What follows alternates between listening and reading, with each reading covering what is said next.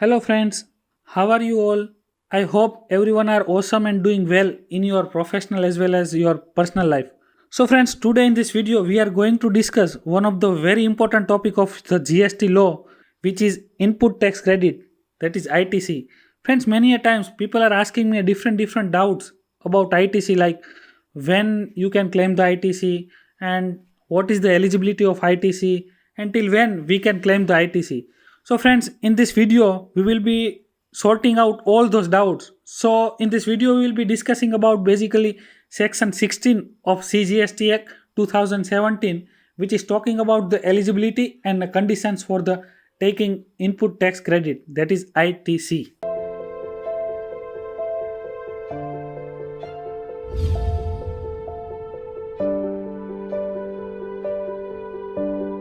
So friends, I am Shijaydeep Patel, welcomes you all in Srihari Tax Mentors. So let's see section 16 of CGST Act 2017, which is talking about the eligibility and the conditions for the taking input tax credit.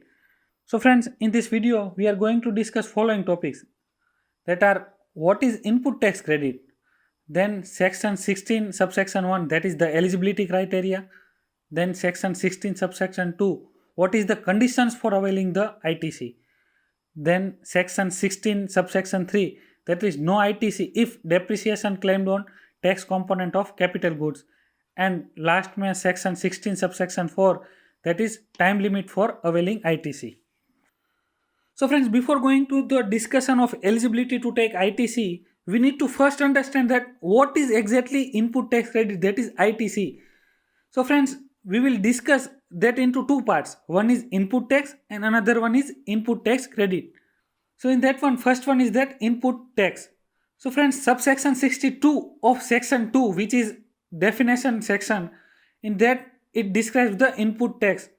So friends, it means central tax, state tax, integrated tax or union territory tax which is charged on any supply of goods or services or both, which is made to registered person, and which includes IGST on import, GST on RCM basis, but does not include composition levy. So meaning thereby that if any registered person is taking any goods, service or both, and whatever the tax is charged to him by his supplier on such goods or service, then it is called the input tax. And then we'll see input tax credit. So friends, subsection 63 of section 2 describes the input tax credit. So it means credit of input which you can utilize for the payment of your output tax liability. So friends, after discussing the concept of ITC, let's see section 16, which is talking about the eligibility and the condition for taking the input tax credit. So friends, in that one, first one we will be seeing the subsection 1 of 16, which is talking about eligibility criteria for taking input tax credit. So in that one, first condition is that person should be registered person. So friends, to get the input tax credit, you must be registered with the GSTN department. The next condition is that goods or services used or intended to be used in the course or furtherance of the business. So that means friends, whatever the goods or services you are buying from your supplier, it should be used in the course or the furtherance of your business. Then only you can take the ITC. You can't take the ITC for the goods or services which you are buying for the personal purpose. Then there is very important note which is saying that 100% of ITC is available for the capital goods, input and input service. So friends, in the GST law, there is no difference between the input or input service and the capital goods, which was there in your service tax law. In that, what used to be there, that whatever the capital goods are there, for that you can't get 100% of ITC. In that you will be getting 15% in the year of purchase and balance 15% we will be giving in the next year of the purchase. But now in the GST law, you can get 100% of the ITC of even the capital goods also. Then there are some conditions to take the ITC. So friends, such conditions are mentioned in subsection 2 of section 16. So in that one, if we see the clause A of subsection 2, which is saying that you must be in the possession of valid document to take the ITC. And generally, that valid documents is either tax invoice or the debit note. So friends, if we want to see what are the valid documents, so rule number 36 will be telling you what are the documents for the claiming the ITC. So that are an invoice issued by a supplier under section 31, then an invoice issued by the recipient, then revised invoice, then debit note which is issued by supplier under section 34, then bill of entry which is useful for taking IGST credit on the import, then there is an invoice or a credit note of input service distributed which is also called ISD. Then there is very important note which is saying that no input tax credit shall be availed if any tax on account of any fraud or willful misstatement or suppression of fact. That means you will not be getting any ITC on account of any fraudulent activity, that is making bogus bill, and you can't take ITC on the basis of all those bogus bill. Then clause B says that you must be received the goods, service or both. That means in case of goods, you must be in the possession of goods while taking the ITC. And in case of service, you must have received the service for which you want to take the ITC. But in that, one exception is there, that is bill to ship to model. So friends, in this model, there are basically involvement of three parties. So we'll see it with one example. Let's say Mr. A will order to Mr. B to send goods to Mr. C. Then what will happen? Mr. B will just send the goods to Mr. C, but he will give bill to the Mr. A, and Mr. A will give bill to the C. So that is called bill to ship to model. In this one, bill will be given to some other party and shipment will be given to some other party. So in this case, what happened that Mr. B has shipped the goods to Mr. C, but he has billed in the name of Mr. A, and Mr. A has given the bill in the name of Mr. C. So in this case, once if Mr. C receives the goods, in that case, even though Mr. A has not received the goods, still he will be eligible to take the ITC of Mr. B's invoice. And after that, there is very important note also is there apart from this exception, that is if goods is received in a lot, then ITC is available on receipt of the last lot or installment. So friends, this is actually for the goods. If you are getting in the lot, if you are getting the goods in the various shipment, then you can eligible for the ITC only in the receipt of last installment or the last lot.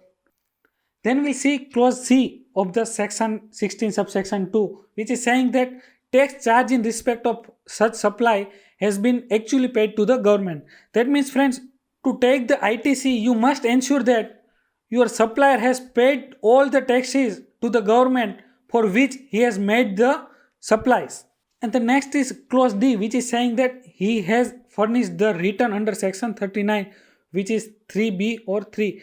So friends, you must ensure that your supplier has furnished all the valid return, that is now GSTR 3B. Then friends, there is very important note which is saying that payment for the invoice to be made within 180 days. But if not paid within 180 days, then amount is equal to ITC plus interest at the rate of 18% per annum will be added to your output tax liability. And you can regain it when you are making payment to your supplier. And for this, there are some exceptions, that is tax payable under RCM, then deemed supply which is without the consideration which is covered under Schedule 1. So friends, that means if you want to take the ITC, then you must pay within 180 days to your supplier also. Then only you are eligible to take the ITC. Otherwise, you have to reverse your ITC with the interest at the rate of 18% per annum. And again, you can claim it whenever you are making payment to your supplier. Then we'll see section 16 subsection 3, which is saying that where the registered person claims the depreciation on the tax component of the cost of capital goods and the plant and machinery under the provision of Income Tax Act 1961, then the input tax credit on the said tax component shall not be allowed.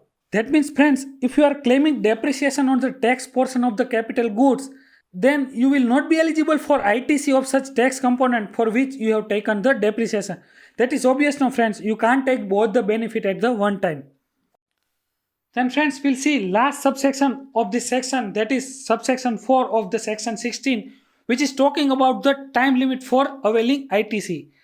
So friends, what it says that time limit for availing ITC is earlier of the following, that is due date for the filing of return for the month of September of the following financial year, which is generally the 20th October, or date of filing of annual return, which is 31st of the December of the next financial year.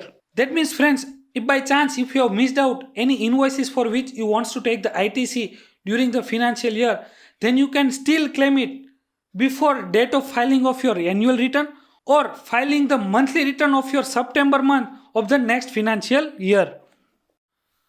So friends, this was the small brief discussion of the section 16 of the CGST Act, which is saying about the eligibility and the condition for claiming ITC. And friends, one more thing, if you want, you can write in the comment box also all the topics of the taxation for which you want us to make new videos.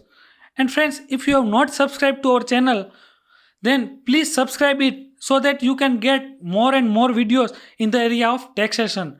And friends, please share this video to more and more people so that even they also will be getting some knowledge in the area of taxation. And please press like button if you really like this video.